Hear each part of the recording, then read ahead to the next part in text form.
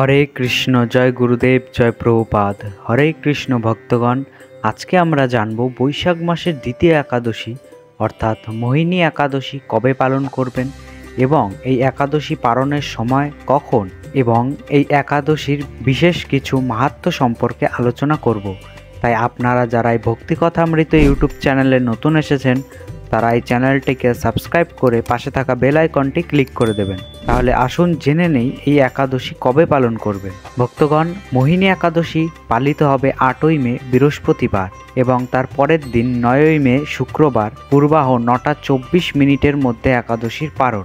এই একাদশীটি একটি খুবই গুরুত্বপূর্ণ একাদশী, তাই সকলে অবশ্যই এই একাদশীটি পালন করবেন। এবার আমরা এই একাদশী ব্রতের কিছু মাহাত্ম্য সম্পর্কে আলোচনা করব।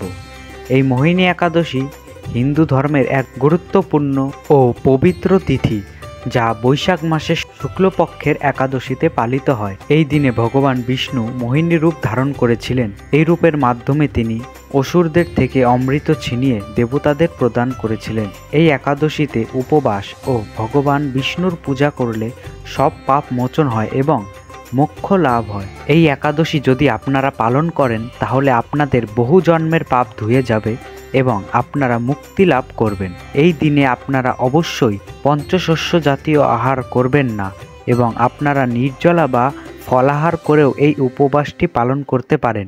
এই দিনে আপনারা ভগবানের নাম জপ ও কীর্তনে দিন অতিবাহিত করবেন। পরের দিন অর্থাৎ দ্বাদশীর দিনের উপবাস ভঙ্গ করে শুদ্ধ বৈষ্ণবগণ এবং ব্রাহ্মণদের দান ধ্যান করলে আপনারা অনেক ফল লাভ করবেন। স্কন্দ পুরাণ ও ভাগবত পুরাণ অনুসারে মোহিনী একাদশী পালন করলে বহু যজ্ঞ ও দান করার সমান পুণ্য লাভ হয়।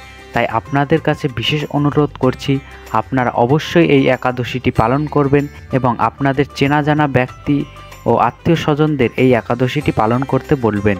তাহলে আপনাদের ভিডিওটি কেমন লাগলো? যদি একটুও ভালো লেগে থাকে তাহলে ভিডিওটিকে একটি লাইক করে দেবেন। তাহলে আপনাদের সঙ্গে দেখা হচ্ছে আবার পরের ভিডিওতে। হরে কৃষ্ণ।